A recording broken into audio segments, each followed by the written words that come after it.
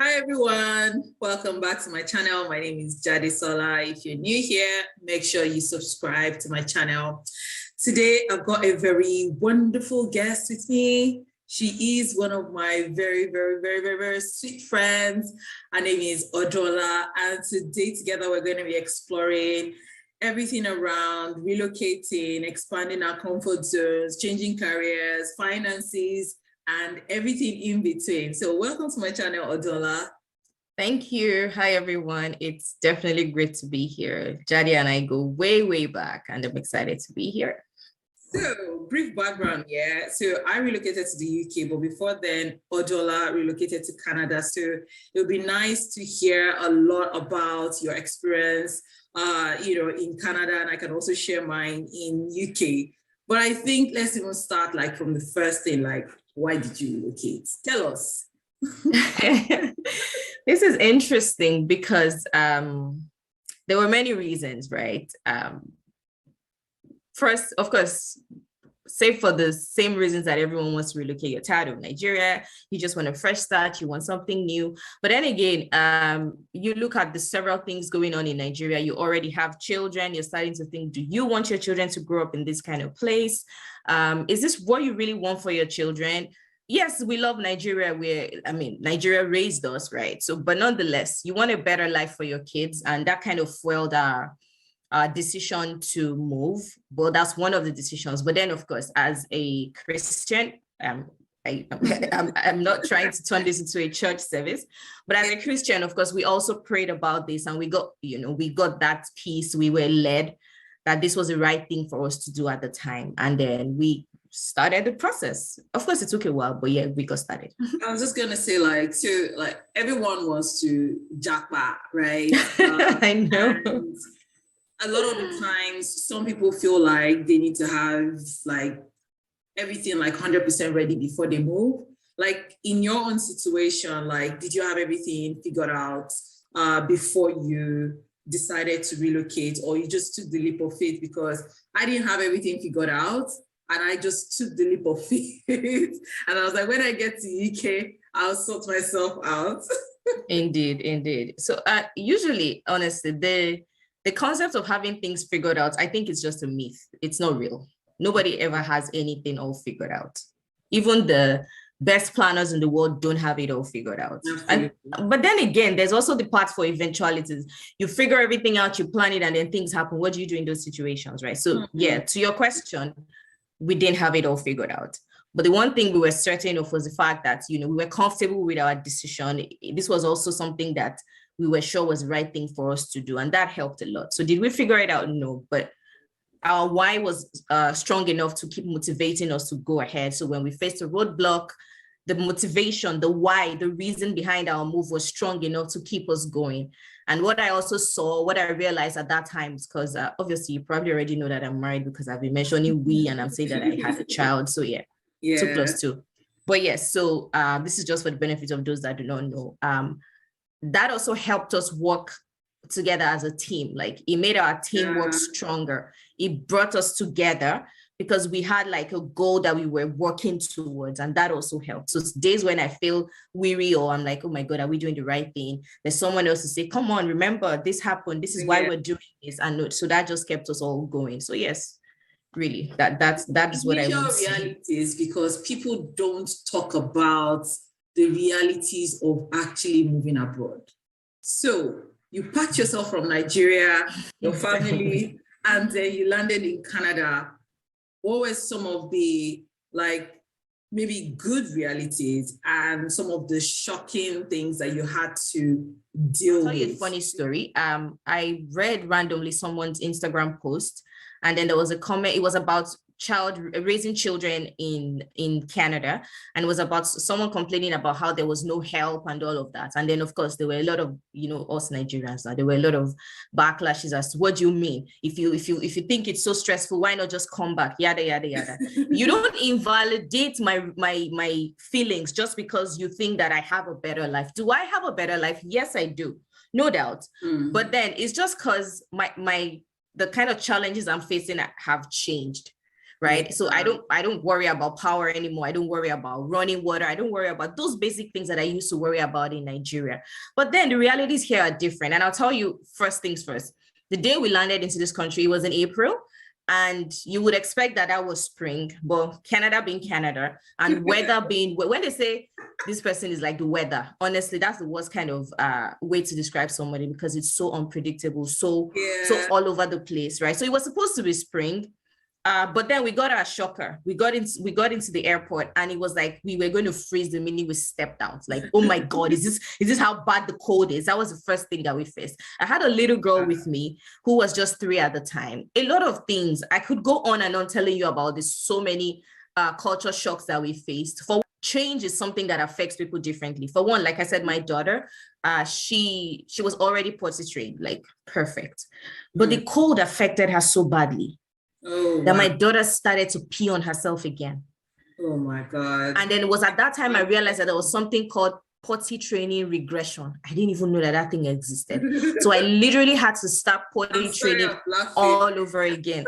I know it's funny, but that was one of my realities. And it was a struggle for me, because this was someone that had stopped wearing diapers for long ago. Now I had to start wearing diapers. And then when she started daycare, it was even worse, because daycare, guys, here is different. In Nigeria, some of the daycare childhood educators would even wash your kids' clothes for you. No, here, the child pees on herself once, that's the end. They're not concerned about helping you potty train your child. Potty training your child is your responsibility. So I literally had to start that all over again. And that's just one of the several things that I had to do all over again. Talk about the many times I missed my way because I wasn't used to Google Maps. I could go on and on. At this point, I could go on and on. There were so many, but then again, getting here also, there were so many beautiful things that happened. For one, again, I didn't have to worry about power anymore. And that, I don't care what anybody says, but it was such a beautiful thing. It was such a beautiful experience. Like, wait a minute, there's been power. Yeah. Like, are you crazy? There's been power. That's how, like, that's why I said, some people will look at me and be like, yeah, whatever. Haven't you been out of the country before? No, you just felt so good. Because I've been through so much in Nigeria. I don't know if that was the same for a lot of people. But those kind of things obviously made me feel good as well. Then that's why that I missed my way a lot of times. The public transit was also very good. I could sit on the bus and be comfortable. Yes. Right. And of course, Canadians are very nice people. It's like they go out of their way to be nice for you. They see you coming into maybe a building or something, and they see you like maybe, I don't know, a few yards away. They leave the door, like they'll hold the door for you to come and walk through. Oh, wow. Awkward, because they're like, oh my God, thank you. And then it just feels like it's normal. That's the reality here per se, because British people are a bit, sometimes you think that they're your friends, and other times you're like, no, I don't think that this person considers me as friends. I think one of the things that was shocking for me was, so I moved, and it was my first time renting a place where I was not the only person in the same house. So I was in a shared apartment. I thought it was going to be a horrible experience. Like, I was already dreading how I was going to just be there for just maybe a few weeks and then go and get another place. And it was so, shocking that people were coexisting in the same building. Like, it was a 4-bed, apartment, and everyone had their rooms, and it was clear where the common spaces were, and everyone respected that it was I was like, why is it that we're not doing this in Nigeria? Because this can help a lot of people save money. Most of us used to work on the island, and we're all living on the mainland because we're trying to save costs on rent. But because of how we've been wired, we're not used to living in the same space with strangers. Like, it's unheard of. Interesting. Yeah. And couples even stay in yeah. There's that too. There is that too. Okay, we're not doing that. There's that too. Another interesting thing is getting to live in a basement. Like, that never happened in Nigeria. That never happened. Like, we even really have basements. I don't even know. We got a basement apartment when we first moved in here. Not because we couldn't afford something better, but this is a new place. We wanted to be sure that, because we didn't know when we would get a job, we wanted to ensure that the funds that we came in with would at least last us for a while. That makes a lot of sense. Basements are a thing here. So whether the basement is habitable or not, It's then up to you who is the owner of the house, but every house would have a basement. Something else that just popped up in my mind is just to emphasize the part where there's really no help around here. You literally have to do everything yourself. And when I mean everything, up onto plumbing in the house, taking out the garbage, and think about it. Everything you have to do yourself. Yeah, like DIY here is on one level. In Nigeria, I had someone living with me. Like, and that was easier. Yeah. But so that was also a big shock for me, having to take on all of the responsibilities. Oh my days. Nobody to delegate it to. That is a lot. Well, at least lucky you moved with your partner. So like, I think just having that, because see, if you move as a single person, this is well. Moving with your partner. So that's also a journey. That is a story that I hope to tell someday. And I will tell that story. But you see, moving with a partner that is Nigerian, that is a typical, well, I wouldn't call my partner a typical Nigerian, but you know how Nigerian men are generally wired.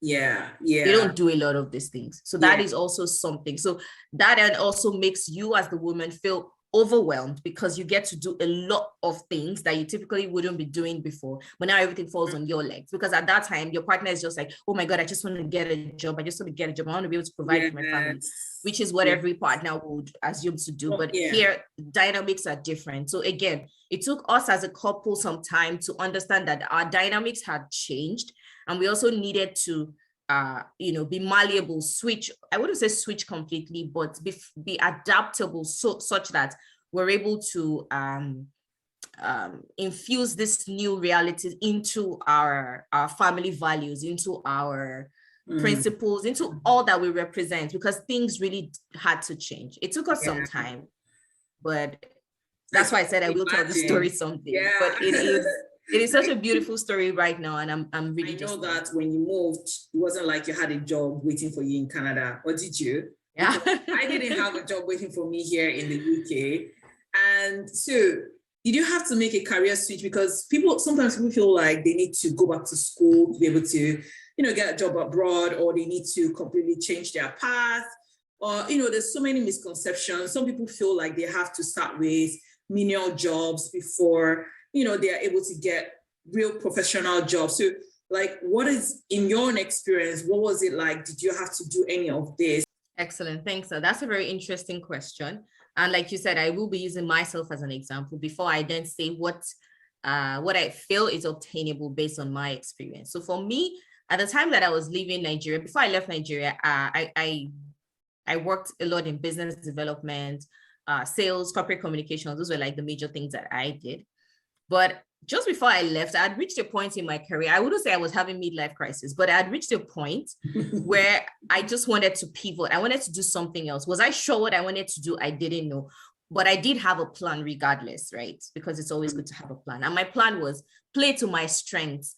So what were the things that I had done that I knew wouldn't take me time? But I mean, those were not my core responsibilities, but I knew that if I get into a new place, it wouldn't take me time to switch into this area or focus on this area.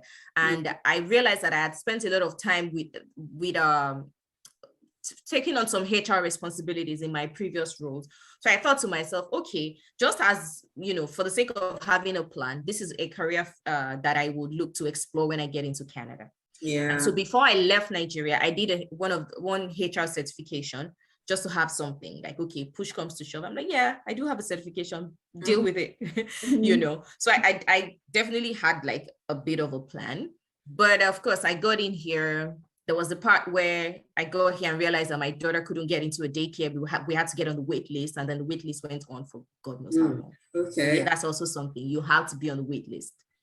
So again, for those who are thinking to move, that's something you want to start thinking about as well. If you kind of have the area you want to live in at the back of your mind, just at least get on the wait list for daycare. And the good thing about daycares is there are like some agencies, so you can just register with those agencies. So you don't get to, you're not confined to one location. They could put you in any of their other locations close to where you finally get a house.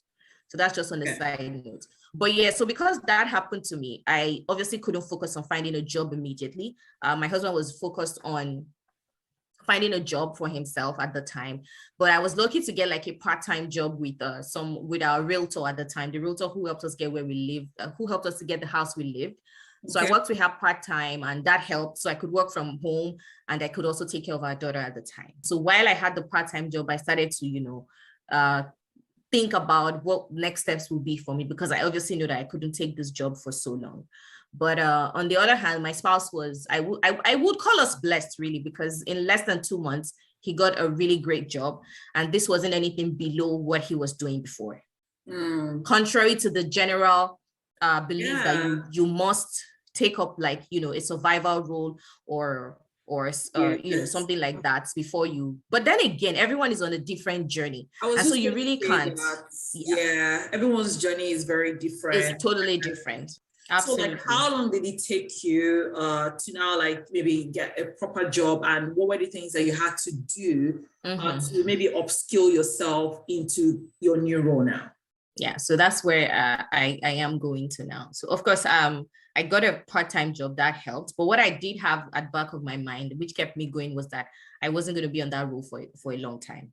This was just temporarily. And so the goal was at the back of my mind. And this also goes for those who, for some financial reasons, may have to take up a survival job. That is fine. Nothing against anyone who has to take up a survival job.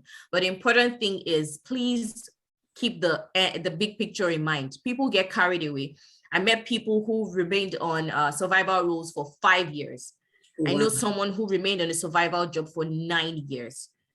And, as there's, it keeps getting worse, because then imposter syndrome sets in and you don't feel like you're good enough to get into a better role. And you just remain there, you get comfortable, because, hey, the lower you earn here, the more you get support from the government. That is how it is. Oh, okay. Yeah.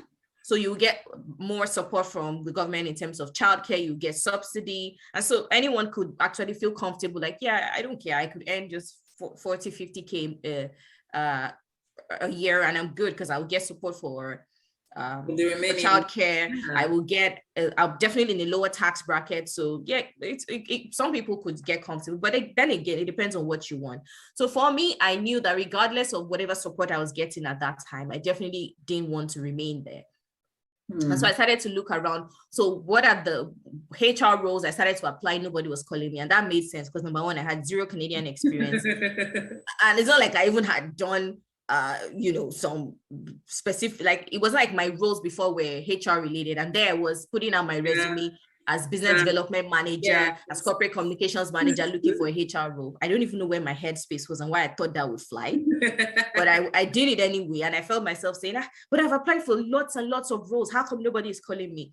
But then there was a wake-up call. I left my house one day. I went into one employment agency. I'm like, what's up? What's going on? What can I do? And that's when I realized that, I was doing things the wrong way. So I found a bridging program, and bridging programs are like programs funded by the government just to help. It's usually very accelerated, just to give you like an idea what's happening in that field and things like that. Again, a lot of Nigerians coming into Canada believe that if you take advantage of any of these government funded programs, that it counts for you as, it counts like a recourse to public funds. And no, they don't want to take advantage of anything. Oh no, I don't want to take this, I don't want to take that. That is a lie. So then you get people from colleges will come to teach you about. So this was like a HR bridging program. But I was interested because I also like, okay, yeah, I want to go into HR, and then this could be a nice way to bridge the gap for me as well. Hands-on experience, or it was just like training? So a bit of, I wouldn't say hands-on experience as much, but then what it does is it exposes you to the world of HR in this country, what it's like. It gives you an idea of the labor laws, because it's totally different here, right? So it gives you an idea of the labor laws, and then it points you in the right direction in terms of your research, how much work you need to do, connects you with people and all of that. So it was during that program that someone within that organization identified me as such a great addition to their team. And then and then so there was an opening within that organization where I did the HR bridging program. There was an opening in there at the time for an employment counselor role. For the life of me, I had never even heard that there was a role like that.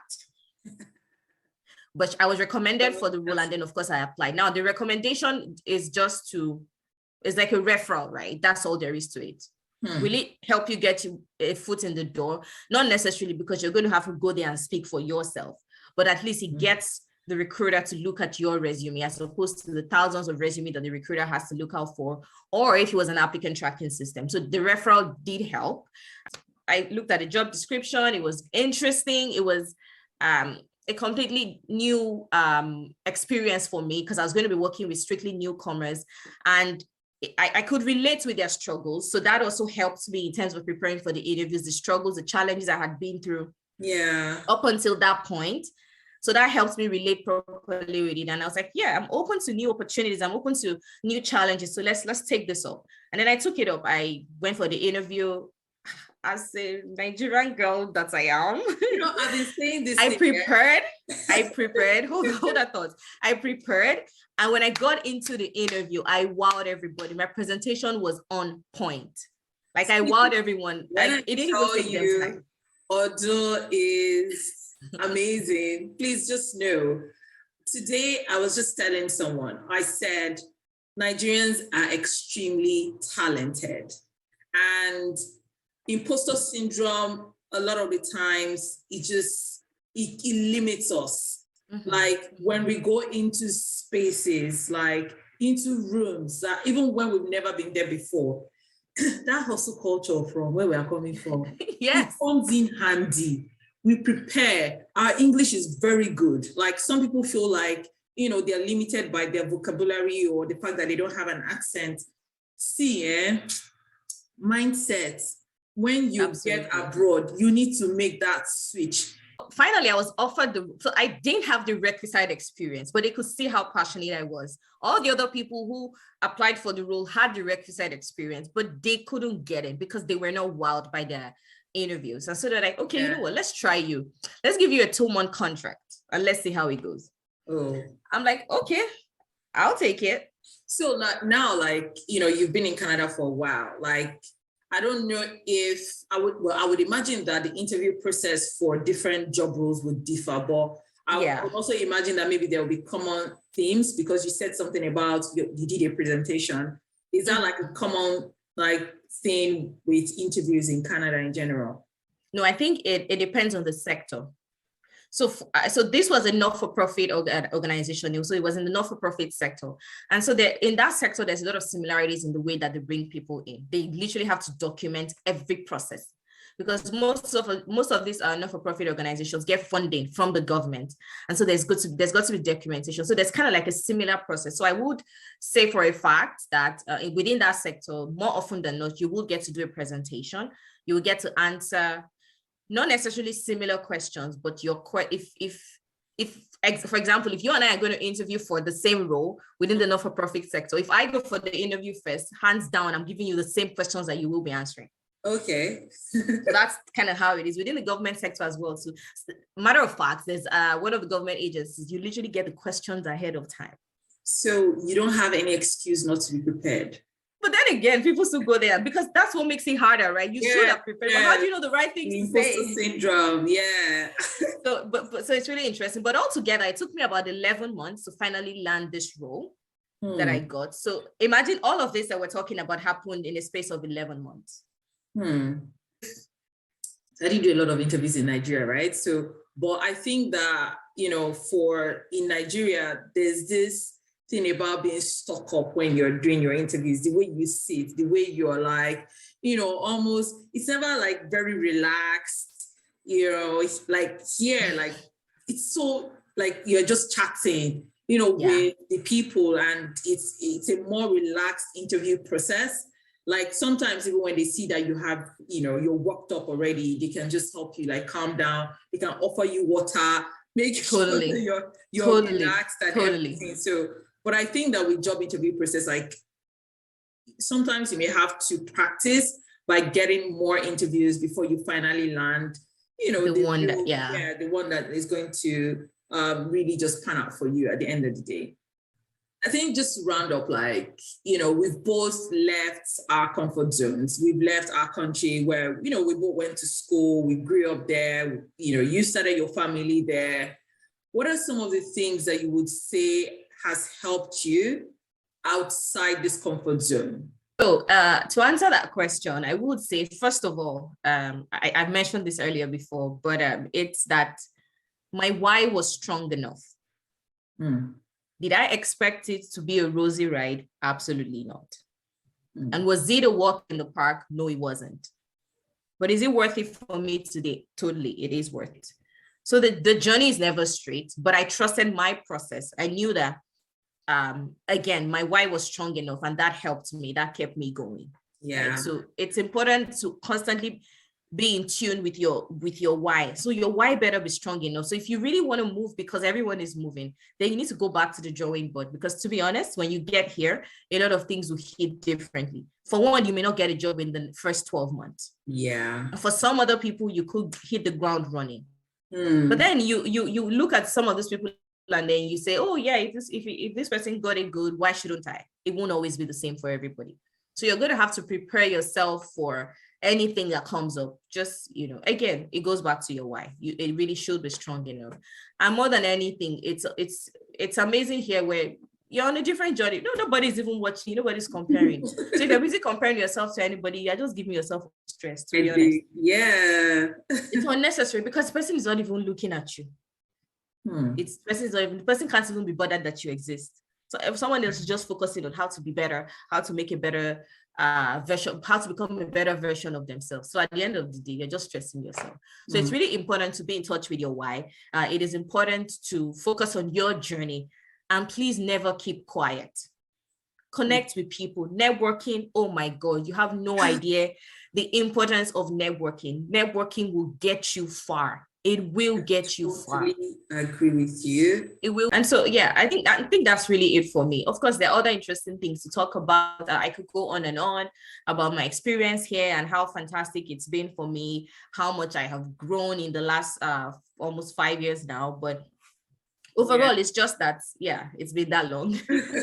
But overall, it's just exciting to know that, we went through that change. We went through that process. Did I cry some nights? Yes, I did. There were times when I cried, because there were times when I was all by myself. Nobody could relate with my struggles. For that.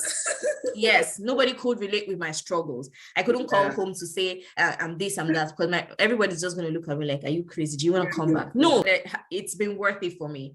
I'm glad I left my comfort zone.